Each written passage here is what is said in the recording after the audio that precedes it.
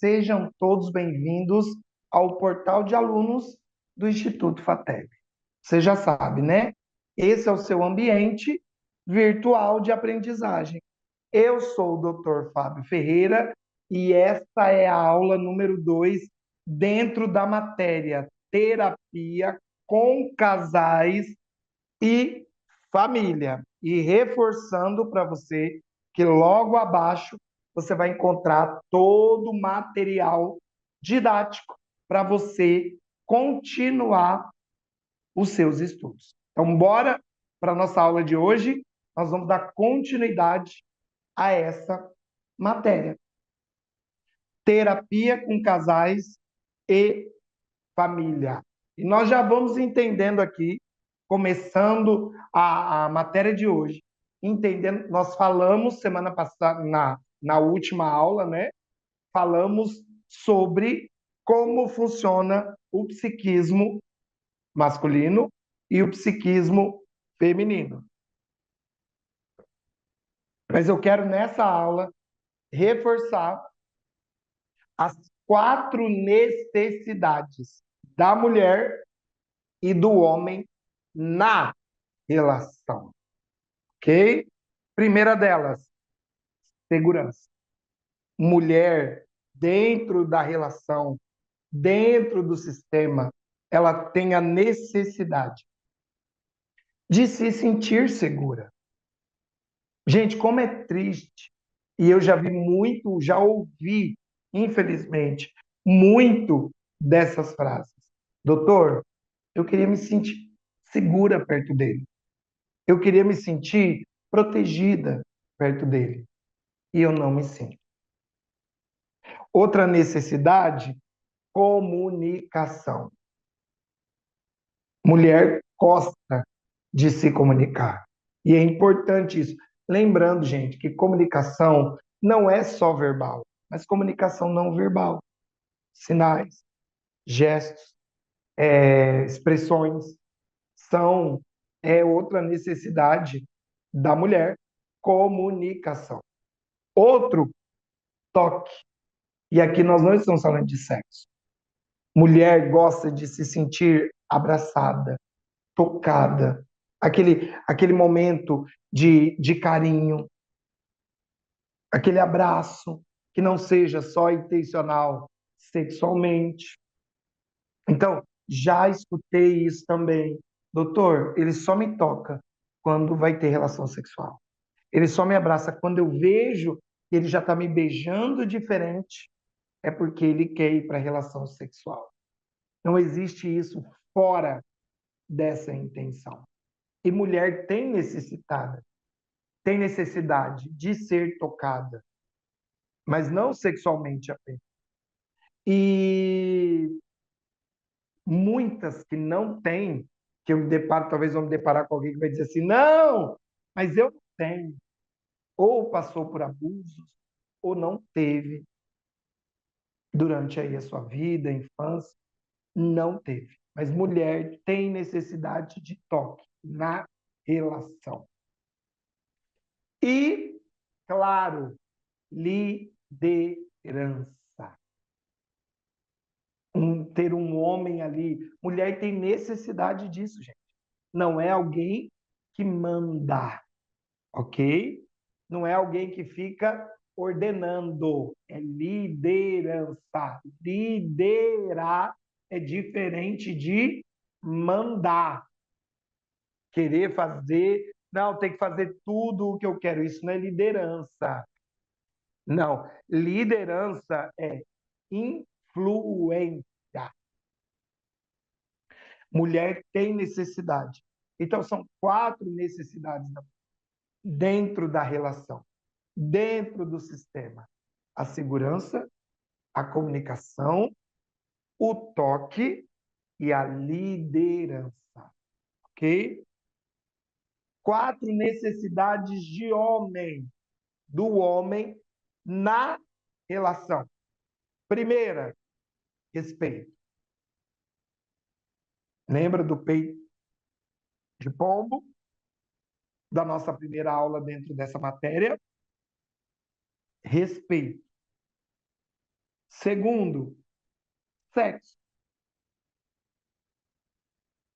Terceiro, amizade.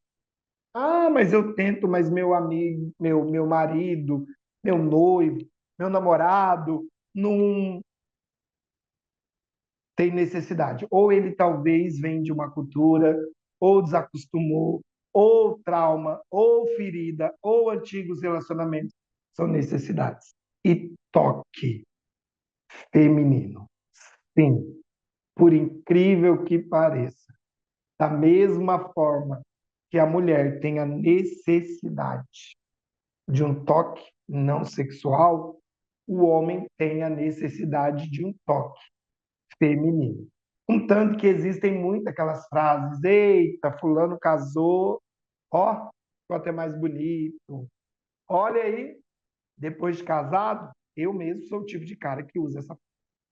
Depois que eu casei, existe um Fábio antes da Esther e existe um Fábio depois da Esther.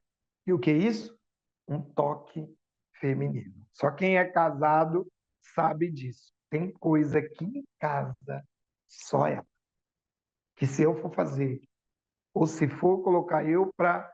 Eu sou o cara que eu sempre sou muito disposto a aprender. Mas quando ela faz, é diferente. Ok?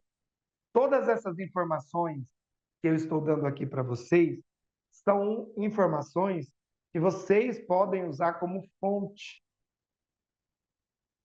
para o trabalho terapêutico, para pesquisas terapêuticas, não é? Então, dentro desse material, nós trazemos aqui para vocês algumas informações importantes.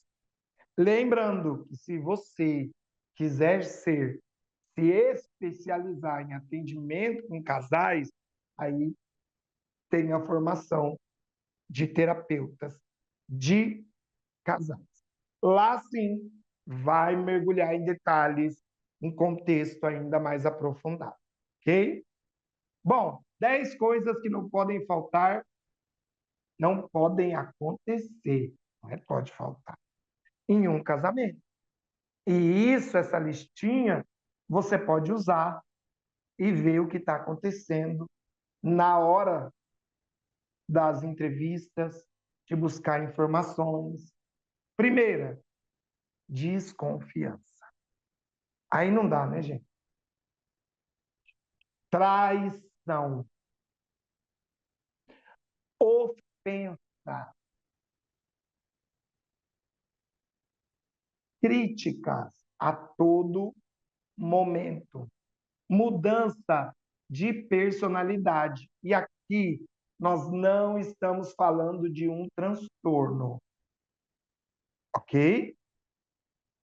Se é um transtorno, se um dos parceiros tem um transtorno, aí nós já estamos falando de uma doença, de algo patológico. Aí sim precisa de ajuda, porque aí é de uma ordem de patológica, é uma doença, ok? Não poder se abrir e compartilhar tudo. Não, não posso. Não, precisa tomar cuidado com isso. Dependência, gente, tem uma coisa que aqui entra, problema. A dependência emocional, o tempo todo. Existem casais, e aqui eu vou abrir um parênteses, até dentro do contexto religioso, que usam um versículo bíblico e deixará o homem, o seu pai e a sua mãe, se unirá a uma mulher e ambos se tornarão uma só carne. Ambos, muita gente usa esse texto para anular a individualidade das pessoas.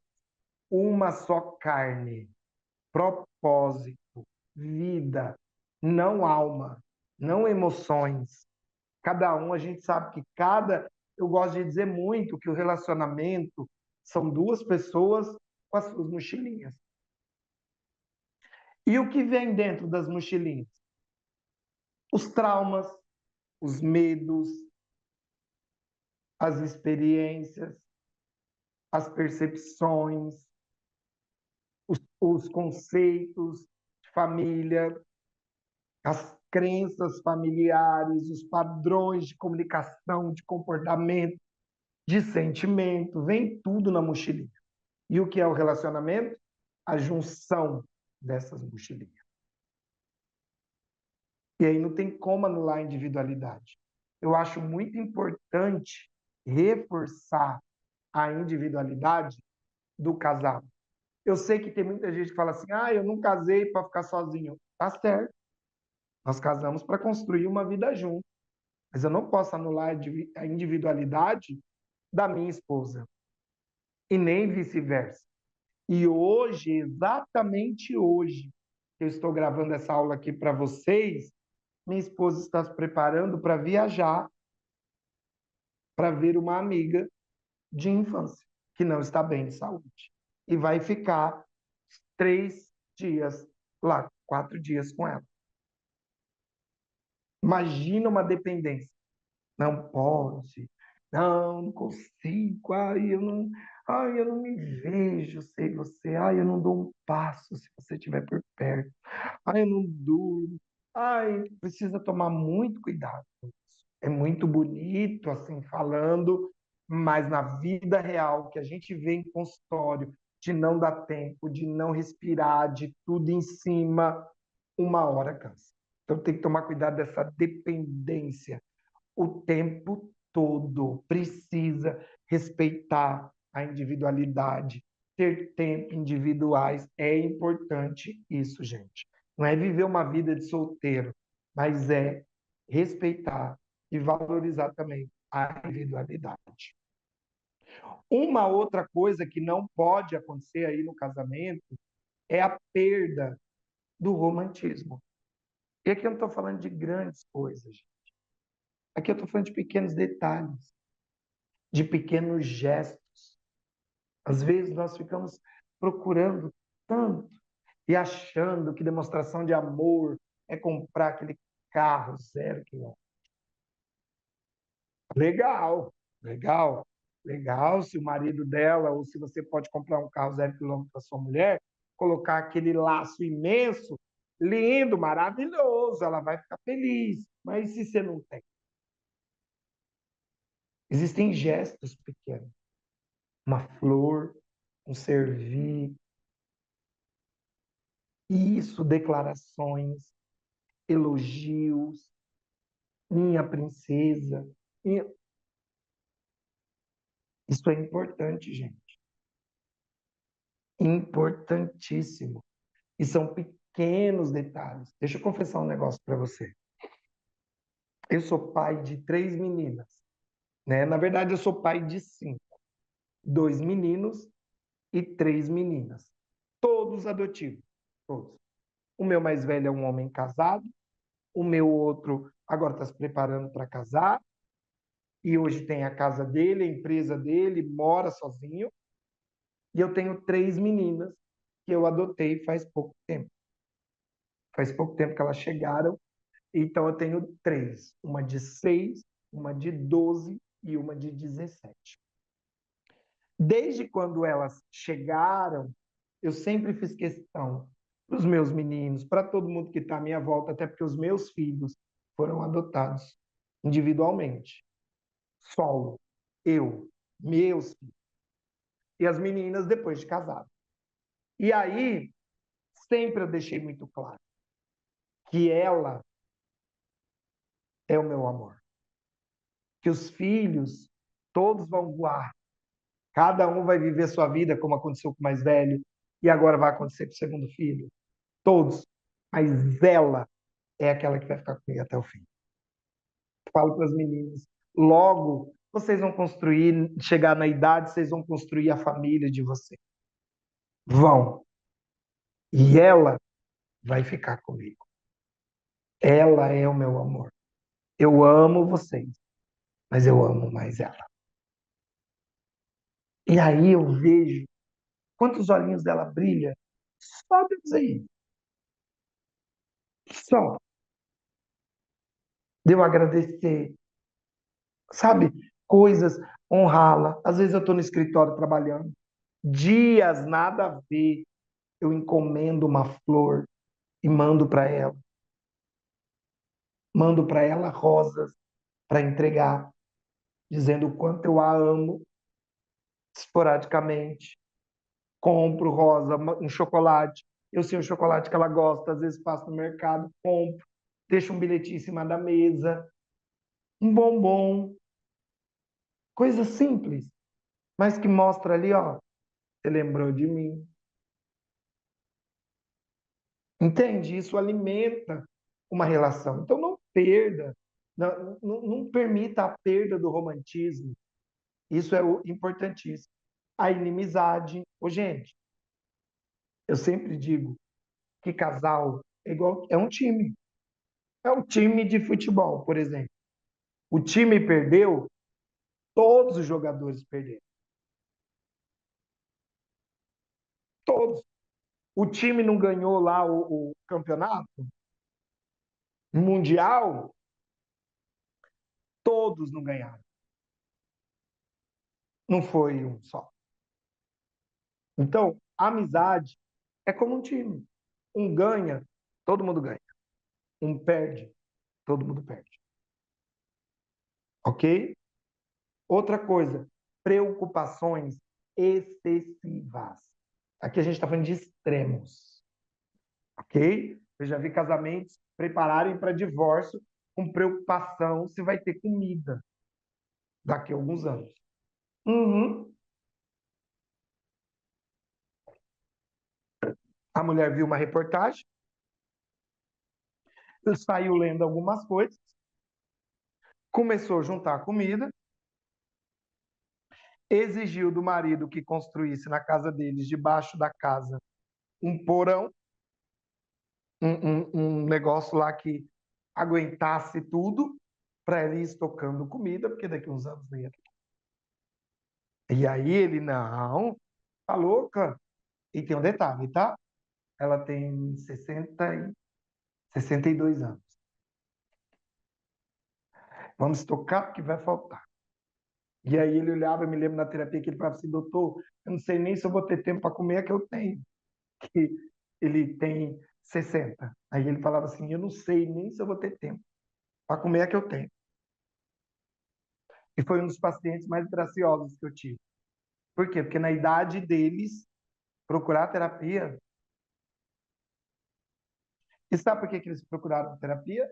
Porque eles estavam tendo alguns atritos por conta dos netos e bisnetos, já. Depois de neto é bisneto. É. E aí eles decidiram procurar terapia. Ela 62, ele 60. E aí briga uma atrás da outra e a história das comidas. Eram os atritos por causa dos netos e depois a história da comida, que tinha que armazenar comida, porque ia faltar comida. E aí ele ria toda a sessão e dizia assim: eu não sei se eu vou estar vivo para comer que eu tenho. Pior ainda, guardar lá para frente. Então vamos desfrutar o que a gente tem aqui. E aí as brigas foram ficando intensas por causa disso. E aí é o ponto de começar a falar de se separar. Então é importante aí tomar muito cuidado que é excesso na relação. Bom, a terapia de casal na prática. O que o terapeuta tem que fazer? Primeiro, né, gente? Um espaço calmo, onde as pessoas vão se sentir confortáveis para falar. E uma observação aqui, eu sei que no curso na formação de terapeutas cristãos, existem muitos líderes religiosos, muitos pastores, e aí acabam, não, vou usar aqui o meu gabinete dentro da igreja, do lado da igreja, para atender pessoas. Legal, desde que esse espaço seja um lugar calmo, ou não vai fazer igual um terapeuta que eu fui dar supervisão e reclamou. Ele pediu uma sessão de supervisão e reclamou que ele tinha se formado a terapeuta de casais e ele era cristão e ele tinha decidido que ia atender na igreja dele. E aí ele estava bravo porque ele começou a atender um casal e o casal só foi uma sessão, ele disse que não ia mais na segunda, porque eles não iam ficar fazendo sessão com louvor cantando na frente O gabinete do pastor ali, né, da sala religiosa, era do lado da plataforma. E aí o casal falou: eu não vou fazer terapia aqui, com o povo cantando aí do lado, e disse que no meio do, da sessão, de vez em quando alguém batia na porta, ia perguntar alguma coisa, o pastor respondia assim, normalmente. E aí ele veio me procurar para ver como é que ele lidava com isso, porque ele não tinha gostado do que o casal tinha feito. E aí eu falei para ele que ele, como terapeuta, tem que estar consciente disso. É uma terapia de casal? Peraí, o espaço. O set terapêutico, que é o espaço. É um lugar calmo, que as pessoas vão expor as suas intimidades. É um lugar onde pode falar sem ter medo de ser ouvido por terceiros. É um lugar confortável, limpo, organizado ou não? Então é importante você ter esse lugar calmo, onde o casal possa se sentir confortável, falar, esse lugar onde eles vão se sentir acolhidos. Isso é importante. Segundo, busque ouvir a cada um de forma conjunta. Lembra, depois que você ouve o individual, eu disse isso, eu tenho essa cultura de ouvir o individual antes de começar com o casal.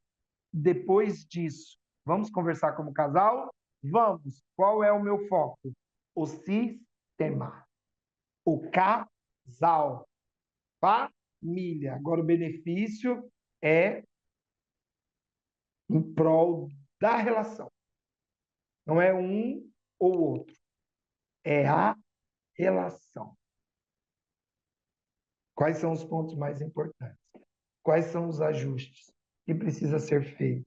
Quais são as demandas do sistema? Eu ouço eles individualmente, porque quando chegar o momento agora da terapia de casais, o meu foco é o sistema, é o casal. Não é nem A e nem B, é o sistema. E é isso que precisa entender. Vou fazer terapia de casal, não vou puxar sardinha para fulano. Não, eu não vou para o lado da Bertana. Não, meu foco aqui é a relação, é o sistema. Ok? Que foi aqui outro ponto, que foi o que eu disse, que talvez você vai precisar ouvir individual. E eu não escuto individual para resolver a demanda individual. Eu escuto individual para entender o casal, para melhorar a vida conjugal.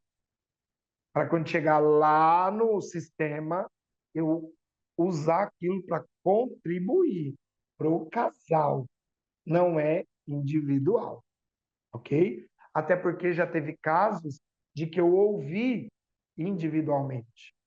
E aí eu sugeri que esperasse mais um pouco a terapia de casal e um deles começasse individual primeiro.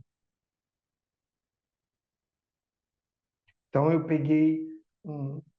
tive um caso de um casal que na primeira sessão o cara trouxe, só ele né, na conversa individual, ele trouxe algumas coisas assim muito pesadas em relação ao pai, em relação à mãe, e que isso provavelmente 90% estava ali, era a causa das demandas do casal. E assim, eram coisas muito doloridas.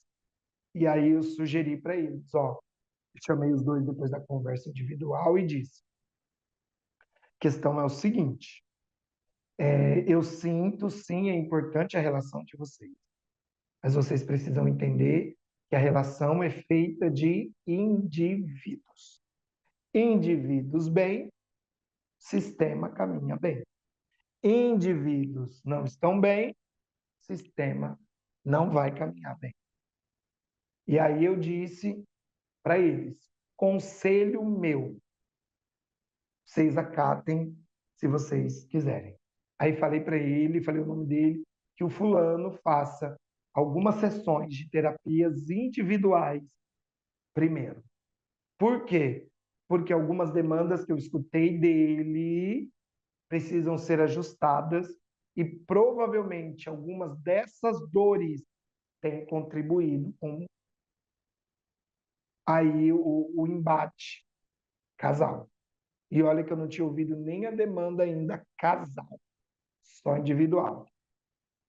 E aí eu disse, ele precisa, porque existem algumas dores que precisam ser ajustadas, está rolando transferência, e expliquei o que era transferência e precisa. E aí foi quando eles agradeceram, aí ele fez, acho que 8 sessões individuais, e depois, aí sim, ajustaram a relação deles. Então é importante ter esse feeling. Que às vezes a gente quer o casal é o sistema. Sim, o foco é o casal? É, terapia de casal, o foco é o casal. Ok? Só que os indivíduos, como estão? Então, por exemplo, eu como cristão, eu não acredito em casamento restaurado. Eu acredito em pessoas restauradas. O casamento restaurado é um resultado de pessoas restauradas. E às vezes a gente quer restaurar o sistema sem olhar para os indivíduos. E não dá. Por quê? Porque o sistema é feito de indivíduos. O sistema só existe por causa dos indivíduos. Então, é importante você entender isso, ok? Outro ponto, crie meios, dinâmicas, para que eles vejam e encontrem, com a sua ajuda, o caminho para melhorar. Dinâmicas, exercícios, é importante para eles enxergarem. E hoje, nessa aula aqui, vocês vão ter algumas dicas. Os 3 motivos mais frequentes de um término de casamento. Primeiro, a falta de comunicação entre um casal. Gente, a maturidade engrandece e valoriza ao extremo a comunicação. Não é tirar a satisfação, é a comunicação. Casais maduros têm comunicação.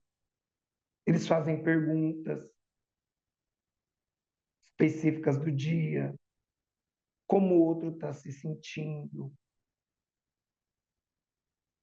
E ele mostra uma escuta ativa. O que é uma escuta ativa? Para quem, uma geração passada, vai saber do que eu estou falando. Existia um repórter chamado Gil Gomes, e ele dizia: aqui, agora. Gil Gomes. O que é escuta ativa? Eu estou escutando, eu estou aqui. E agora? Tem muitos casais, quando eles estão em atritos, conflitos, que o casal está falando e um dos parceiros está falando e o outro está nem aí. Nem aí.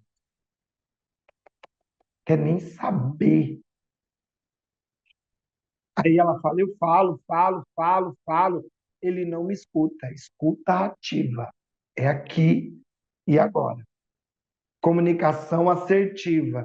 Expor sentimento, necessidade. E não acusar e condenar o outro. Uma comunicação com empatia, olhando para o sistema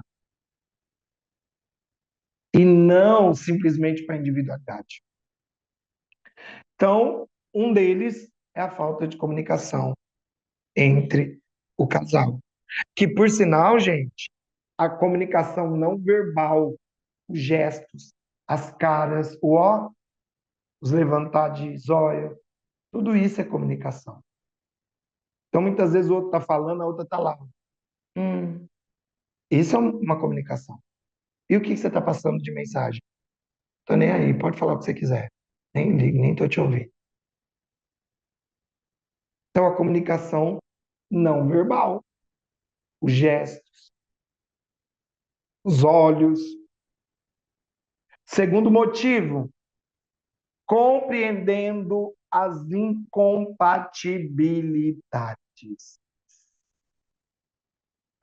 Personalidades diferentes podem se completar? Pode. Mas quando fala de vida a dois, principalmente em tomar decisões e escolhas, o casal precisa estar em sintonia. Eles precisam estabelecer expectativas claras para o relacionamento. Casamento é um time, é uma parceria onde ambos colaboram. E aí precisa conversar, entender as diferenças. Nós somos diferentes. Ah, os opostos se atraem. Mas na vida a dois, entender que o outro é diferente de mim não é tão atraente assim, não. Não é tão fácil assim, não, quanto parece e todo mundo diz que os opostos se atraem.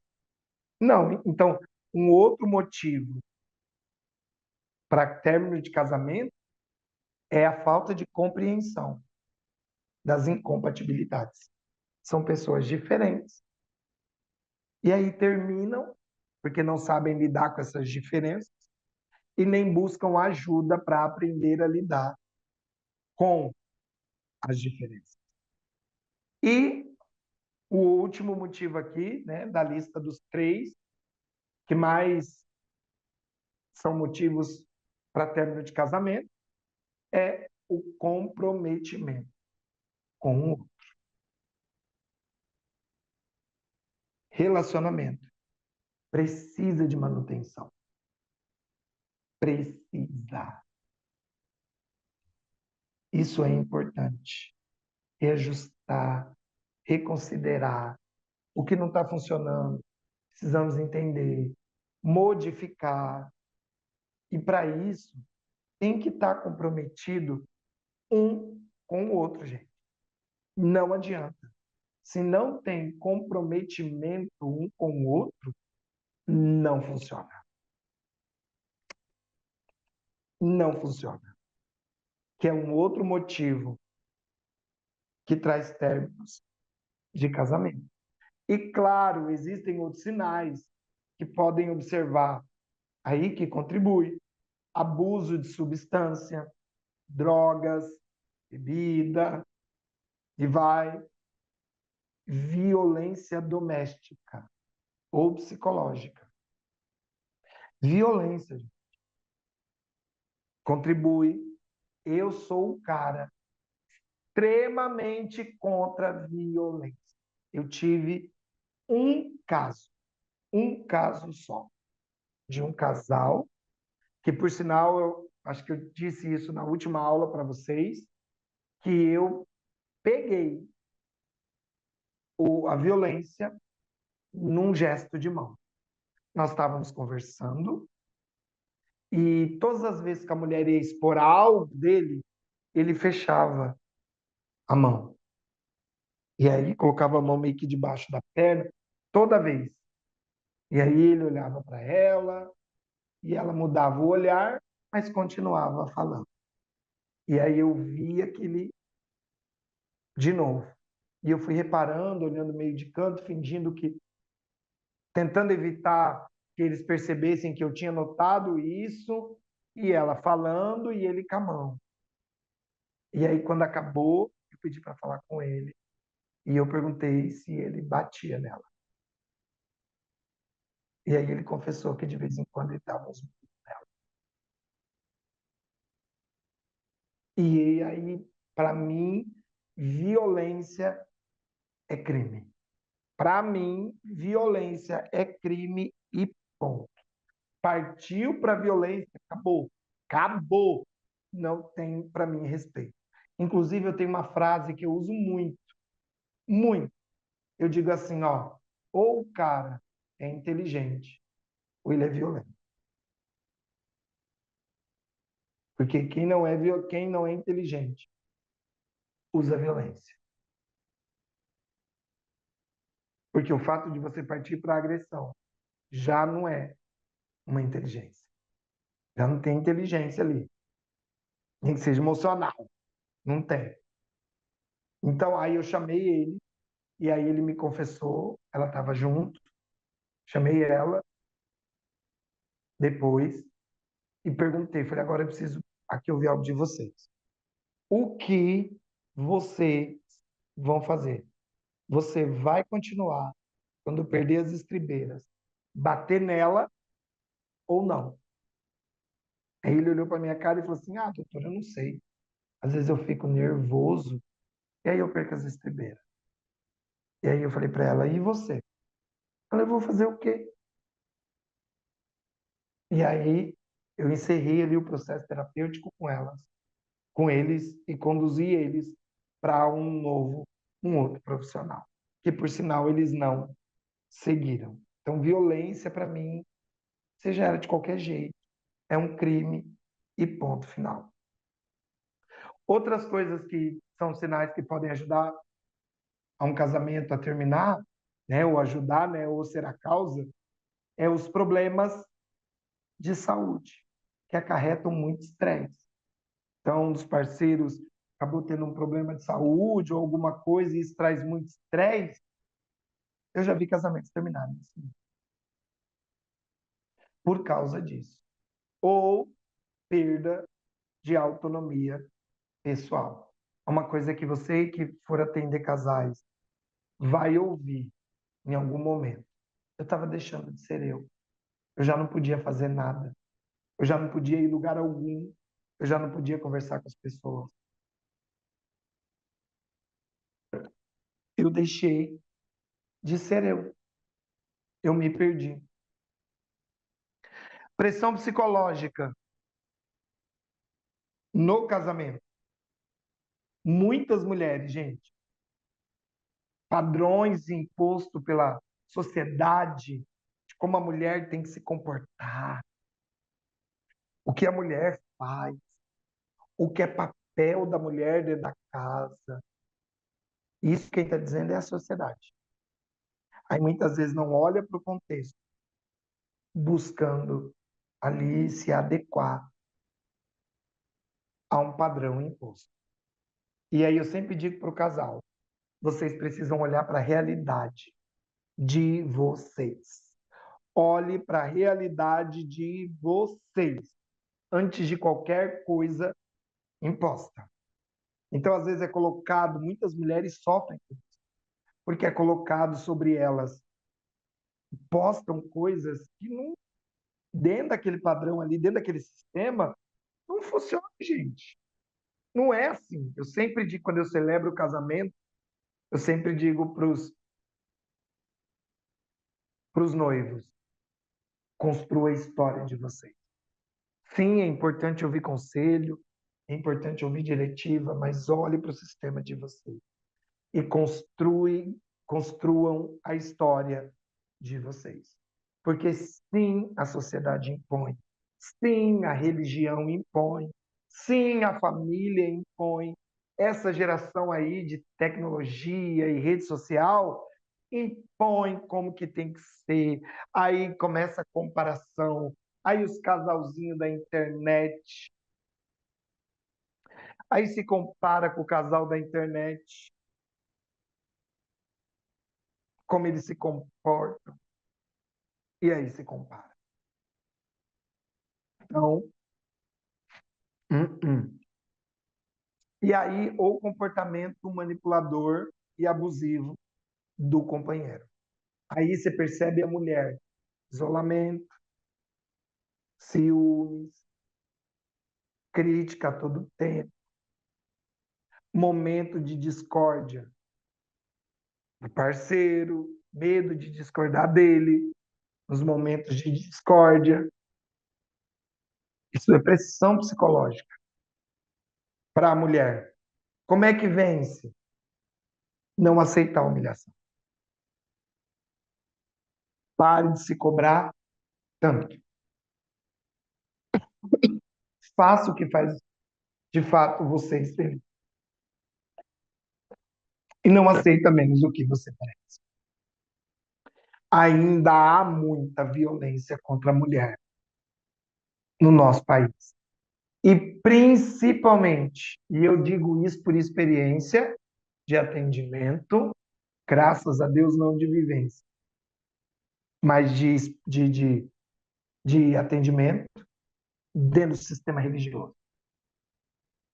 Exigir das mulheres. Quantas mulheres eu atendi que, em nome de uma religião, se submeteram a homens violentos, agressivos, narcisistas, em nome de uma religião, em nome de uma fé.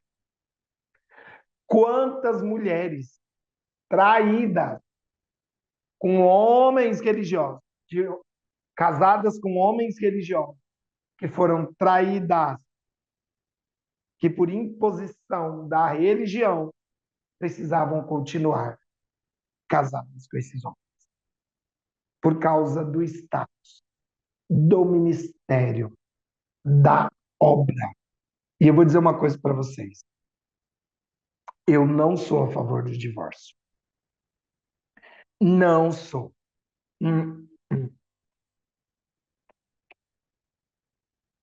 Mas eu também não sou a favor a uma vida de mentira. Porque se para alguns o divórcio vai para o inferno, a Bíblia diz que o mentiroso também vai. Então, o que tem de mulheres e o que tem de homens bancando aí uma posição em nome de uma religião, em nome de um sistema, em nome de uma comunidade, em nome de um nome de uma placa.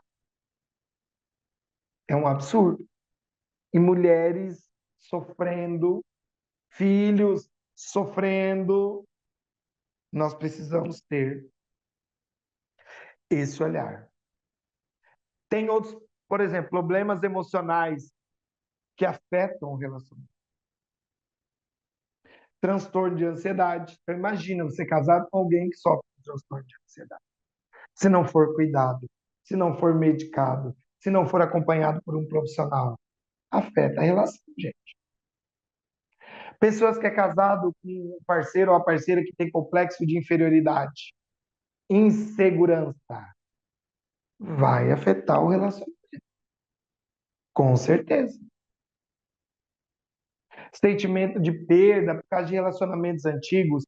Eu já vi relacionamentos afetados por pessoas que perderam pai, mãe, entes queridos, ou pessoas que carregam traumas e sentimentos de relacionamentos passados, e aí passam a ter sentimento de posse, ciúme excessivo. Eu sei o que eu já passei. E aí o outro tem que aguentar. Eu já fui traída, tá? Mas eu não sou o outro. Quantas vezes eu não ouvi isso em consultório? Você não sabe o que é ser traída. E aí o parceiro dizer, mas eu não estou te traindo. Eu não sou o outro. Eu não estou fazendo isso com você. Então, são problemas que afetam o relacionamento e podem levar à separação. Sim, podem levar. Então, é importante você analisar o contexto de cada casal, a demanda de cada casal e trabalhar isso com eles. O transtorno de ansiedade afeta o relacionamento conjugal. Quando a gente fala de transtorno de ansiedade, nós estamos falando do excesso de preocupação. E aí essa pessoa começa a ver coisa onde não tem. E além de não ver, de ver coisa onde não tem, imagina o outro. Leva o outro a viver isso. Esse medo também junto.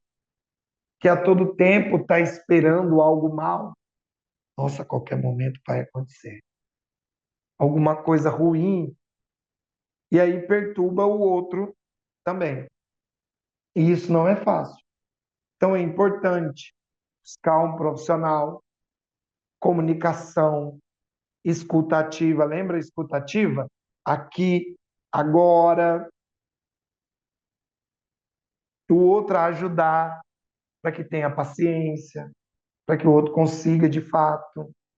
Então é importante, quando aí um transtorno de ansiedade, ir fazer terapia, gente, e apoiar o parceiro, a parceira nesse processo todo.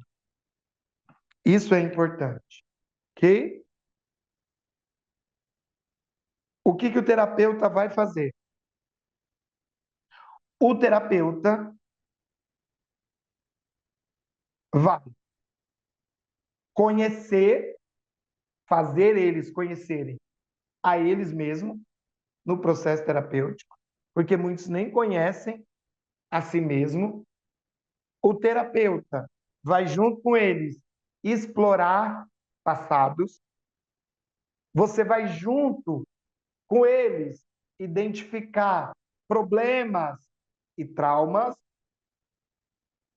Você vai ver o que está atrapalhando o casal e o que eles não conseguem ver. Vai focar em soluções e ensinar habilidades. E aí, cada coisinha dessa tem o seu estágio, tem o teu momento, e é importante você dar um passinho por vez. Porque, por exemplo, conhecer você mesmo no processo da investigação, ali os questionários, perguntas, quando você está conhecendo o casal, tem coisas que acabam vindo à tona que eles nem prestavam atenção.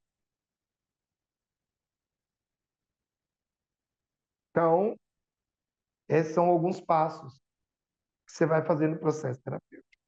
E aí, trouxemos para vocês algumas técnicas que você pode usar na terapia de casais. Opa!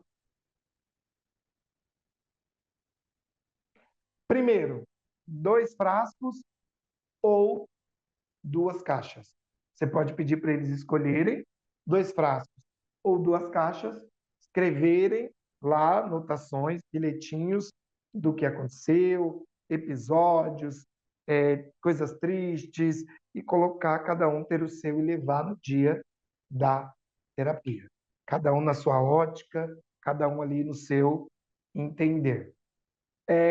Também nós temos o 10 minutos de honestidade na terapia, que é aquele momento que os cônjuges agora vão, cada um vai expor as suas necessidades e os seus sentimentos. E o outro, numa escuta ativa, vai escutar e prestar atenção no que o outro está falando. Então, os 10 minutos de honestidade. E ali você pode expor, você sentiu, seu medo, seus traumas, suas feridas, o que o outro falou. É um momento de honestidade, ali no espaço terapêutico, ok? Outra técnica é a lista de sonhos, projetos e atividades que eles desejam fazer juntos. Gente, claro, deixa eu abrir aqui um parênteses. Cada uma dessas atividades tem o seu tempo específico para fazer, né? Então é importante você olhar, por exemplo, você não vai pegar um casal que chegou agora na primeira sessão e está todo mundo, não tem nem comunicação, não, o padrão de comunicação é destrutivo, e aí você vai pedir para eles fazerem junto uma lista de projetos e atividades que eles desejam fazer junto. Óbvio que não vai dar certo. Então, existem momentos para você ver ali o momento do caminhar do processo terapêutico das pessoas para usar o exercício necessário. Então, a lista de sonhos e projetos e atividades que eles vão fazer juntos como se fosse algo que eles vão planejamento futuro de viagem, de atividades, e aí eles fazem juntos. Qual o propósito? Eles planejarem juntos, eles trazer, promover essa comunicação e essa aproximação. Isso ajuda bastante. Quando nós falamos de brainstorm, nós estamos falando de chuvas de ideias, que é quando você permite que o casal participe de ideias do processo terapêutico, ou ideias para a resolução de um conflito, de um problema. E aí, esse exercício permite que todos participem e exponham as suas ideias. A linha da vida. A linha da vida, vocês podem convidá-los a construir como foi a história como casal. E isso eles podem fazer de uma forma visual, algo juntos, escreverem, um exercício. O encontro especial é algo especial mesmo. Vamos aí fazer um encontro, uma noite de um jantar especial e promover isso. Ah, vai levá-lo para jantar. Tal dia. Quando?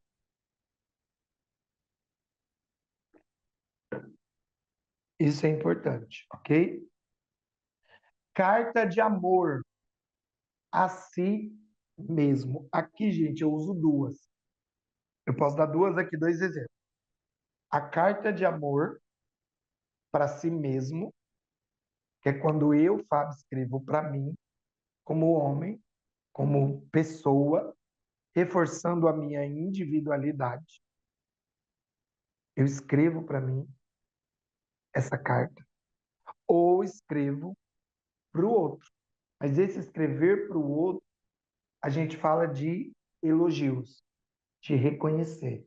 Então, por exemplo, já dei o exercício da carta de pedir para eles assim, ó, escreva uma carta, escreva uma carta falando dela, os pontos positivos, o que ela tem de bonito, algo na história. Não é uma carta para ela, é uma carta sobre ela. O que ela tem de bonito, o que ela tem, o que marcou na história de vocês ela de bom e vice-versa. E aí, quando chega na terapia, eu peço para eles trocarem a carta e ler. Como também eu já usei fazer o exercício do obrigado. Porque uma coisa que acontece é, os casais vão entrando numa rotina de uma vida, que a gente é casado, é obrigação, tem que fazer mesmo, que a gente esquece de dizer obrigado um para o outro. Então, de vez em quando eu faço a técnica do obrigado, de ou pode ser falando ou pode escrever a carta. E aí, quando chega no set terapêutico, ele lê, o outro lê e agradece. Eu já vi muitas coisas lindas acontecerem nesse exercício. Uma outra técnica, ou exercício que você pode dar para eles, é os 15 minutos de carinho e abraço. Já fiz muito isso. E dá para eles a tarefa durante o dia, 15 minutos. E aí vocês vão anotar aí para mim os dias que vocês fizeram. 15 minutos de carinho e abraço. E aí é muito legal, muito bonito, depois a gente escutando as coisas que acontecem. Bom, já que nós estamos falando de terapia cristã, você pode usar esse texto, esses textos para ajudar os casais a resolver conflito, incentivando eles a ter fé, a orar, a estudar a Bíblia sobre o problema. Eu já fiz isso, já dei como exercício para casais. Busque na Bíblia o que ela diz sobre essa situação aí que você está passando. Sobre essa fase aí, ó, que vocês estão vivendo. Sobre esse tipo de comportamento. Sobre esse tipo de fala.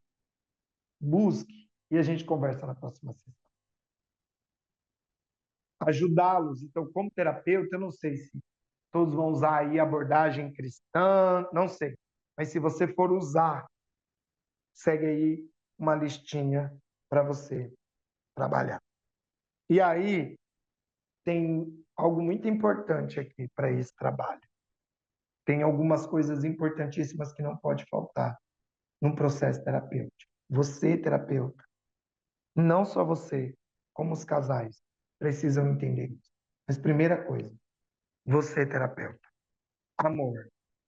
Se você não amar esse trabalho, você não vai conseguir contribuir para um processo terapêutico de pessoas.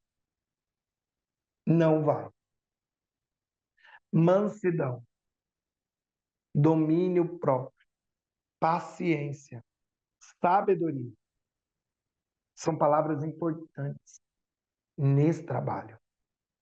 Domínio próprio.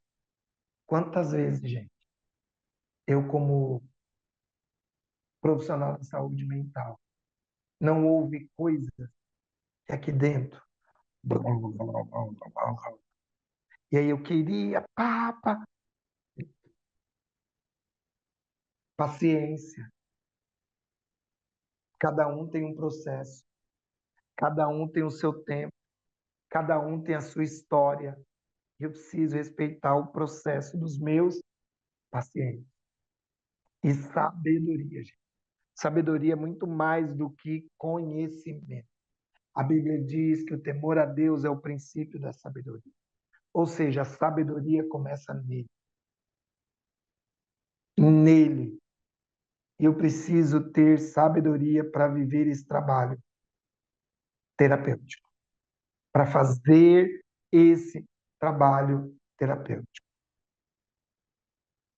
E aí fica esses textos bíblicos para vocês, que nem posso, né? Não teria nem como escapar na formação de terapia cristã, nós não trazermos a palavra de Deus para vocês. E, para encerrar, um lembrete para você, terapeuta, sobre alguns pontos importantes para você trabalhar, aí exercer essa função de terapeuta. Tenha a habilidade de aconselhar e de expressão não verbal.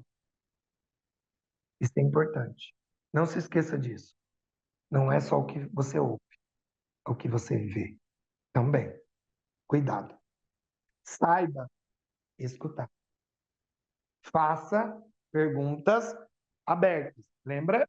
São perguntas que não são respondidas apenas com sim ou não. Peça explicações e complementação.